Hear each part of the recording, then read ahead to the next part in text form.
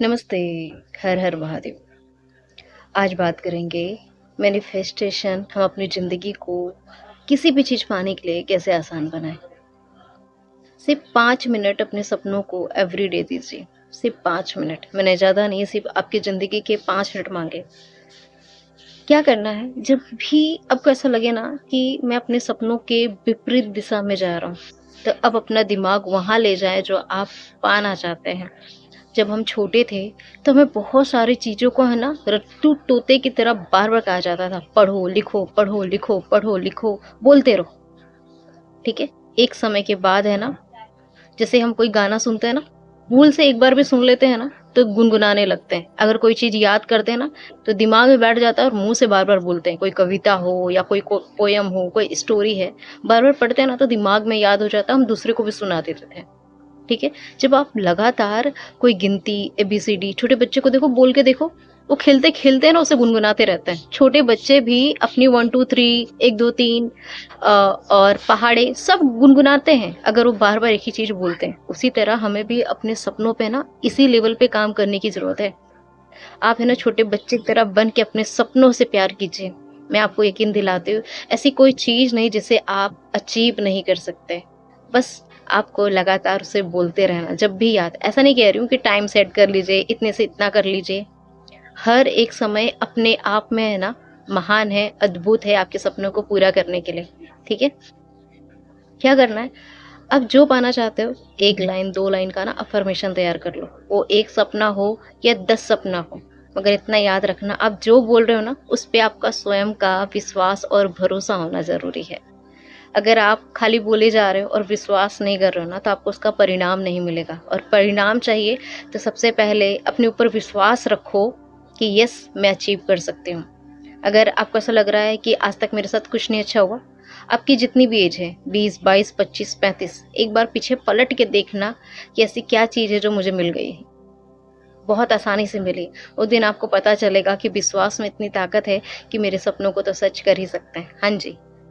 तो क्या करना है, जैसे कि आपको एग्ज़ाम, हेल्थ, मैं सब पे एक एक एग्जांपल देती हूँ, आपको आसानी रहेगी। सबसे पहले हेल्थ की बात करते हैं। अगर आप 35 के हो, 40 हो, या पेरेंट्स की एज के हैं और आपको हेल्थ इशू रहता है, तो सबसे पहले अपने पास्ट वाली लाइफ में जाना है कि आप हेल्दी लाइफ आपकी कैसी थी। आपकी दवा चल रही है ना, कोई बात नहीं, दवा भी छूट जाएगी, मैं आपको गारंटी देती हूँ। अगर आपके माइंड ने उस बात को पकड़ लिया कि मैं हमेशा स्वस्थ हूँ स्वस्थ हूँ स्वस्थ हूँ, वो आपको हेल्दी करना शुरू कर देगा। ठीक है। बस आपको अपने शब्दों पे भरोसा होना चाहिए। जब तक आप कोशिश नहीं करोगे आपको परिणाम नहीं दिखेगा। छोटे छोटे कदम उठाओगे तो पहाड़ तक पहुंच जाओगे। ठीक है।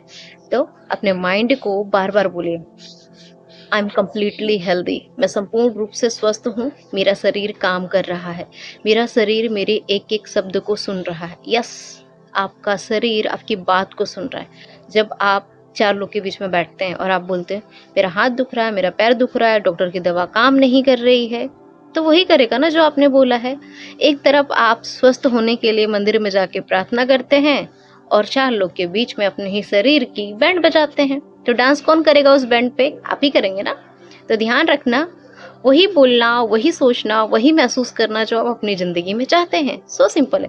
अगर आप बार बार बोलेंगे कि भगवान की कृपा से मैं स्वस्थ हूँ, बस ये भी बोल दिए ना तो बल्ले बल्ले है।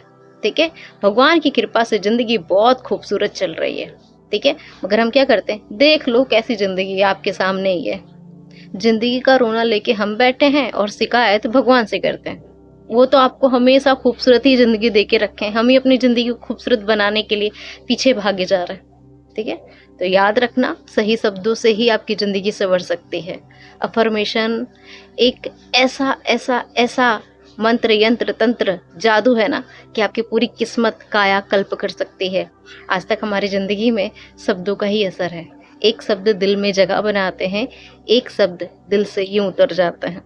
तो ध्यान रखना, सारा खेल हमारे शब्दों का है। हेल्थ का समझ गए। रिलेशनशिप, प्यार, वो प्यार हमारे माता पिता से है, भाई बहन से है, अड़ोसी पड़ोसी से है, लव लाइफ में है। आपकी ज़िंदगी में जहाँ भी जो रिश्ते हैं आप बहुत आसानी से खूबसूरत बना सकते हैं। ये पूजा शर्मा उपेंद्र का वादा है। ठीक है।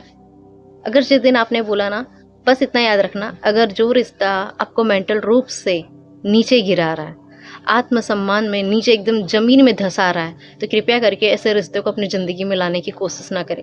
ये बात माता-पिता पे लागू नहीं होती, इतना याद रखना। मैं उस रिश्ते की बात कर रही हूँ, जो आपकी ज़िंदगी में 2 साल पहले, 4 साल पहले, 5 साल पहले आया, उसकी बात कर रही हूँ। ठीक है? ऐसे रिश्तों को आप टाटा बाय-बाय कर दें तो बेहतर है, क्योंकि जो इंसान ज़िंदगी में आने से पहले आपको मेंटल रूप से इतना कमज़ोर कर रहा है, इतना कष्ट दे रहा है, तो मेहरबानी करके ऐसे रिश्तों को अलविदा करें। अगर आप बोलोगे माता-पिता हमें बहुत टोन मारते हैं, कष्ट देते हैं, रुलाते हैं, तो एक बार अपने आप को देखना, आपने ऐसा क्या काम किया है जो आपके माँ-बाप आपको बार-बार एहसास करवा रहे हैं। बाय चांस आप बहुत अच्छे होंगे, बहुत आप देखभाल कर रहे हो, मगर वो समय नहीं दे पा रहे होंगे अपने पेरेंट्स को। ठीक है?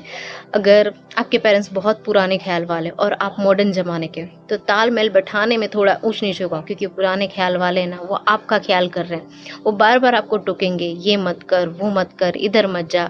वो मॉडर्न ज़माने के नहीं हैं। तो यहाँ पर आपको तालमेल बिठाना आना चाहिए। अगर आपको ऐसा लगता है ना कि मैं शब्दों से कुछ बोलता हूँ तो रिश्ते बिगड़ जाते हैं, तो मेंटल रूप से काम कीजिए। एक प्यारा-सा मैसेज अपने माता-पिता को, सबसे पहले माफ़ी माँग लीजिए अगर आपने बदतमीज़ी की है अपने पेरेंट्स से, वो पेरेंट्स में कोई भी आ रहे हैं, ठीक है? आपके माता-पिता, आपके बड़े भाई-भाभी या कोई ऐसा रिश्ता जहाँ आपने कष्ट पहुँचाया है। माफ़ी माँगिए कि हे प्रभु, जाने-अनजाने में मैंने अपने परिवार के सदस्य को जो भी कष्ट दिया है, मन, वचन, कर्म, विचार, वाणी से, तो मैं सच्चे दिल से क्षमा माँगता हूँ और मैं इस रिश्ते को बहुत खूबसूरत बनाना चाहता हूँ। प्रभु, मुझे मार्गदर्शन कीजिए। ठीक है? अगर आपके पेरेंट्स के साथ आपकी नहीं जमती है, तो आपके मोबाइल में अगर उनकी फ़ोटो है, तो उनकी फ़ोटो को प्यार से देखिए और बोलिए कि मेरे परिवार के हर एक सदस्य के साथ मेरा रिश्ता बहुत प्यारा है। अगर सबके साथ ठीक है, पेरेंट्स है तो पेरेंट्स को देख के बोलिए, मेरी मम्मी के साथ मेरा रिश्ता बहुत प्यार से भरा है, मान-सम्मान से भरा है। Thank you, thank you, thank you. पापा के साथ खराब है तो यही लाइन बोलिए कि मेरे पिताजी के साथ मेरा रिश्ता बहुत मजबूत है, प्यार से भरा है, ईश्वर की बहुत कृपा है। अगर पूरे परिवार के साथ ऊँच-नीच है, मैं किस्मत की इतनी धनी हूँ कि मेरे परिवार में मेरा बहुत प्यार, मान-सम्मान है और मैं भी करती हूँ। Thank you. ठीक है? अगर पति-पत्नी में तू-तू मैं-मैं है या कुछ बहस है, तो क्षमा माँगिए। जो मैंने स्टार्टिंग में करवाई थी वही बोलिए कि हे प्रभु, जाने-अनजाने में मैंने अपने पति के बारे में कुछ भी शिकायत की हो, अपने से, अपने परिवार से, अपने दोस्तों से, तो मैं क्षमा माँगती हूँ। भगवान की कृपा से मेरे पास बहुत प्यारा जीवन साथी है, जो मेरा ख़्याल रखता है। हम दोनों में बहुत अपनापन, प्यार और भरोसा है। मैं बहुत सौभाग्यशाली हूँ कि मुझे दुनिया का सबसे बेस्ट जीवन साथी मिला है। ठीक है? बस इतना करना। रिलेशनशिप हो गया। अब बात करते हैं करियर की। करियर कुछ भी हो सकता है। अगर आप गवर्नमेंट जॉब की तैयारी कर रहे हैं, आपका बार-बार नहीं हो पा रहा है, ठीक है? वो किसी फील्ड का है, कोई भी गवर्नमेंट फील्ड, मतलब कोई भी, ठीक है? दूसरा, बिज़नेसमैन, या आप ऑनलाइन बिज़नेस करते हैं या ऑफलाइन करते हैं। यहाँ बात करते हैं जो पढ़ाई करके गवर्नमेंट फील्ड में जाना चाहते हैं उनकी। अगर आप कुछ नंबर से रह जा रहे हैं, बार-बार रह जा रहे हैं, तो ये देखिए कि इससे बेहतर अगर आपने किसी चीज़ को 3 साल से ज़्यादा दे दिया तो स्टॉप हो जाइए, ठीक है? क्योंकि मैंने भी आईएएस की एग्ज़ाम दी है, मुझे पता है। मुझे भी समाज में भला करना था, तो मैं सोच रही थी अगर मैं यहाँ नहीं जा सकती तो कहाँ जा सकती हूँ? क्या कर सकती हूँ, जो मैं और भला कर सकती हूँ? देखिए, भगवान ने कोच बना दिया, मैंने इसकी ट्रेनिंग ली, सीखा, मैंने बड़े-बड़े कोचेस की गाइडेंस के, उनके आशीर्वाद से सब सीखा और आगे बढ़ी हूँ, ठीक है? तो कहीं अटक के नहीं रहना। किसी चीज़ को इतना भी समय मत दो कि आगे जाके पछतावा हो। 3 साल से कम है तो 1 मौका, 2 मौका, 3 के बाद अगर नहीं हो रहा तो कुछ और फील्ड देखिए जो आपको सपने पूरा करने हैं, जहाँ अगर आपको कीमत भी ना मिले ना, मगर काम करने में मज़ा आ रहा है, तो एंट्री कर जाइए। भोलेनाथ आपकी ज़िंदगी संवार देंगे, ये मेरा खुद का अनुभव है, ठीक है? बहुत पैसे में खेलेंगे आप तब तो। यहाँ पे क्या करना है, एग्ज़ाम अभी आप फर्स्ट टाइम दे रहे हैं, तो क्या बोलोगे, भगवान की कृपा से मेरा एग्ज़ाम बहुत ईज़िली क्वालीफाई हो गया। आई एम सो ग्रेटफुल, भगवान की इतनी कृपा दृष्टि, पेपर बहुत ईज़ी आया था। I am so grateful. बस जितना आसान शब्दों का यूज़ करेंगे, ज़िंदगी उतनी खूबसूरत हो जाएगी। अगर आप बिजनेसमैन हैं, आपका व्यापार है, व्यवसाय है, कोई भी लेवल का, अगर आपकी छोटी-मोटी, बड़ी जो भी दुकान है, क्या करोगे? भगवान की कृपा से मेरा धंधा पानी बहुत अच्छा चल रहा है। भगवान की असीम कृपा से इतना अच्छा धंधा पानी चल रहा है कि मुझे फुर्सत नहीं मिलती भोजन करने के लिए। बहुत क्लाइंट आ रहे हैं, बिजनेस चल रहा है तो बोलिए, मेरा टर्नओवर एवरी डे इतना बढ़ रहा है ना, मैं लाखों करोड़ों में खेल रहा हूँ। मेरे देश विदेश से क्लाइंट मुझसे जुड़ रहे हैं, मेरा बिजनेस ऊंचाइयों पर है, मेरे नाम शोहरत पहचान है समाज में, दुनिया में, पूरे विश्व में। जितना अच्छे शब्दों का यूज़ करेंगे ना, उतनी खूबसूरत ज़िंदगी आपकी होती जाएगी। हेल्थ हो गया, वेल्थ हो गया, मनी।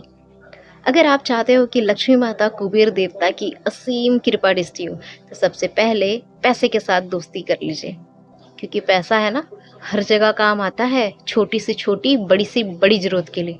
आपको पानी पीना हो या किसी की मदद करना हो, दूसरे के तो छोड़ो, पहले हमारी खुद की मदद पूरी हो जाए ना, तो ज़िंदगी आसान हो जाएगी।